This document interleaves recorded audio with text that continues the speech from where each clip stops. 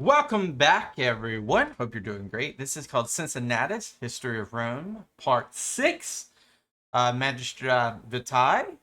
Um, yeah, let's talk about it. So Cincinnatus, in this context, actually has some legacy all the way to the United States. That was actually mentioned in the last video, saying that a famous American city is actually named after the quote-unquote Washington, George Washington of the Roman Republic. And as we can tell, it's Cincinnati. I thought it was Philadelphia. I think that's more Greek. Philadelphia, the name Philadelphia. So yeah, let's see what this is all about. I'm glad you're here with me. Make sure to hit that like button, and let's see what we got. When the tribune of the plebs, Terentilius, proposed to write down the Roman laws in 462 BCE, he was met with fierce opposition from the patricians, most prominent of whom was Caeso, a man of noble descent and great personal strength. Under his leadership, the tribunes were often driven away from the forum, and the plebeians were chased away and beaten. When the charges were brought forth against him, he fled the city. Not long after that, to the dismay of all plebs, his father was appointed dictator. Not much is said of Cincinnatus' early life. According to legend, he was born around 519 BCE, when Rome was still under the rule of Tarquinius Superbus. He was only a boy when the king was expelled and the monarchy abolished. Cincinnatus belongs to the first generation of Romans that don't remember the tyranny of the kings, and that will have to fight the temptation of power for the sake of the republic. Historical records first mention Cincinnatus as one of the men testifying in his son's defense. While chasing the plebs away from the forum, Caeso killed the brother of a former tribune. This was enough to bring him to trial. In the first recorded instance of bail, he was released from prison. In the first recorded instance of bail, don't let that just slip by. That's interesting. Okay. Aware of the mountain of evidence against him, he fled to Etruria the same night. With his son failing to appear before the court, Cincinnatus was forced to sell most of his land to pay off the debt. He was left only with a small plot of land on the far side of the Tiber. I mean, is that small? That looks pretty large to me. From this impoverished state, his legend begins in earnest. During one of the usual Sabine invasions, Cincinnatus was elected consul. Today he is remembered as a defender of the people, but he was in fact a patrician who hated the tribunes and what they stood for. Wow. He blamed them and their laws for the recent misfortunes Rome had suffered. Perhaps unsurprisingly, the feeling was mutual. The tribunes saw him as just another patrician in a long line of oppressors. He blocked their proposals, and they in turn prevented him from levying any armies.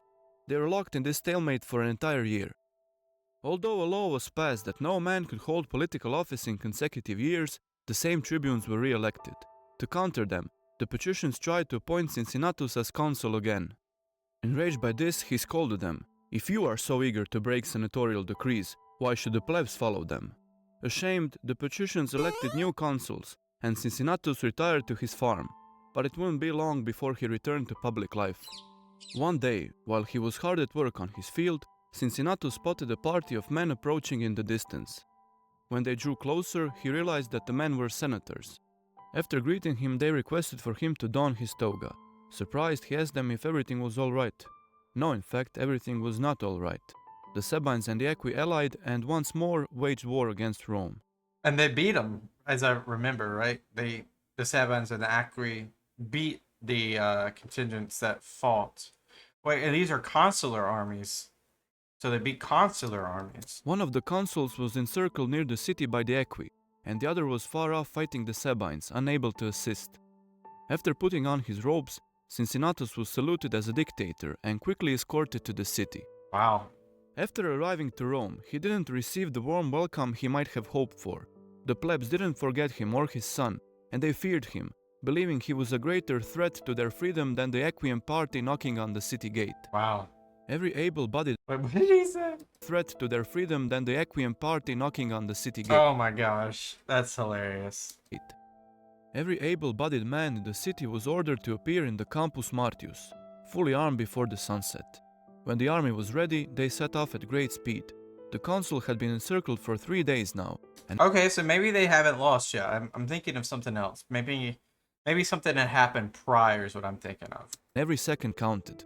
They reached their target before midnight. After seeing Roman standards appearing in the distance, The consular army was reinvigorated. Attacks commenced from both sides and the Equi surrendered before daybreak. Desiring no unnecessary bloodshed, Cincinnatus allowed the men to return home, but not before humiliating them by forcing them to pass under a yoke constructed of 3 spears. He returned to the city in Okay. triumph, mere 15 days after taking the office. Now that, legend if it is, legend if it's not, is insane. 15 days in, you've already accomplished what you set to accomplish? The next day he forced Volscius, a man whose brother was allegedly killed by Caeso, to plead guilty to perjury and go into exile. After clearing the family name, Cincinnatus resigned and once more retired to his farm. With enemies defeated and external threats extinguished, the plebs continued their internal struggles. The Decemvirs came and went and the 12 tables were written, but this didn't satisfy the plebs, and their fight for equality continued. This is when our protagonist enters the story one last time. In the year 439 BCE, a great So he's 80-ish? famine struck Rome once more. The Senate tried to purchase grain, but it was too expensive, and the people were destined to starve again.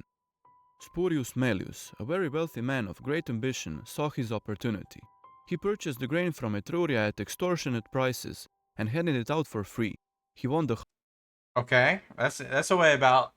I mean, nothing's free, so something's gonna happen because of this. I guarantee you. hearts of the plebs and overnight became one of the most popular men in Rome. Wherever he went, the masses followed and praised him. Popularis. Witnessing this, he believed himself to be above the law and began entertaining a dangerous idea. Why would he, so popular with the people, be a mere consul when he could be king? They don't like kings. This is suicide. Putting his plan into motion, he began stashing weapons and bribing plebeian leaders. When the Senate caught wind of this, they went into a frenzy and appointed Cincinnatus, by now a man in his 80s, a dictator for the second time. Oh no. He was the only man in the city who surpassed Melius in both fame and popularity. Acting fast, Cincinnatus sent his master of horse to fetch Melius. Refusing the summons from a dictator, Melius was justly slain where he stood. Wow. The people were understandably angry at the death of a man who saved them from starvation. So, if you do not come under ask of a dictator, you are rightly slain? Interesting. Cincinnatus explained that he was not killed for his alleged criminal activity, but simply for refusing to come before a dictator. So a petty crime is why he was killed. He then ordered his house to be destroyed and left as a perpetual reminder to any man who fancied himself as king. Wow. His gold and grain were freely distributed to the plebs, which certainly helped to pacify them. It's funny because dictator's kind of like a loophole to be a king, right? So it's kind of funny. With this, the political order was restored, and he relinquished the power bestowed upon him for the second and final time. Exact details of Cincinnatus's life were, like most of the stories of the early republic, lost to history. We can assume that his legend was altered by future historians, who aim to show Cincinnatus as a bigger-than-life figure.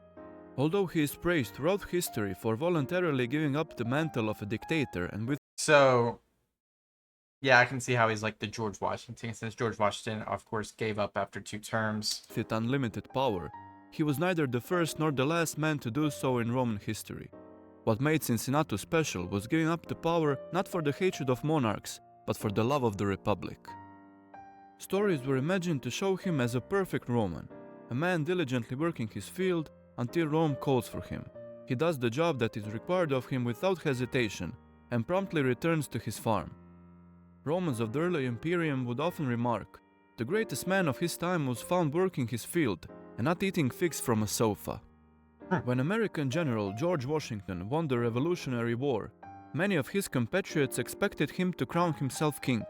Instead, he stepped down voluntarily and showed support for the emerging republic. For his love of the republic, he was often called American Cincinnatus, and a town was named in his honor. I wonder, though, a lot of people like to speculate, and this is a tangent, but a lot of people like to speculate that if George Washington did become king, we would have a monarch to this day, which is completely without lens of history, given that there was so many revolutions in Europe in 1820, 32, 48, just to name a few. there would have been more likely a European style revolution here in the States, probably coupled with the Civil War slavery idea at the same time. Um, it would not have lasted. If it did last, it would have been somewhat similar to how we use the constitutional monarchy for the UK. Join us next time as we discuss one of the early republic's greatest victories, which in turn set the stage for its greatest defeat.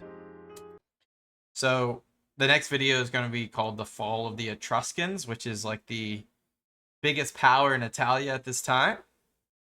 Let's see what it's all about next time. Thank you guys so much for joining me today. Let's talk real quick before we go about Cincinnatus. It seems like he's larger than life type figure. I think the whole moral of this video is like we had an individual that became dictator several times, but he actually did the job and then got out of the way.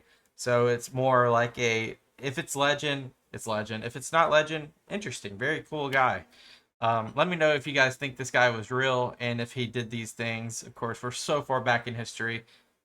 There's no way to really know this stuff, especially with the little evidence we have. But once again, thank you guys for being here. I'll see you guys next time. Peace out. Bye-bye.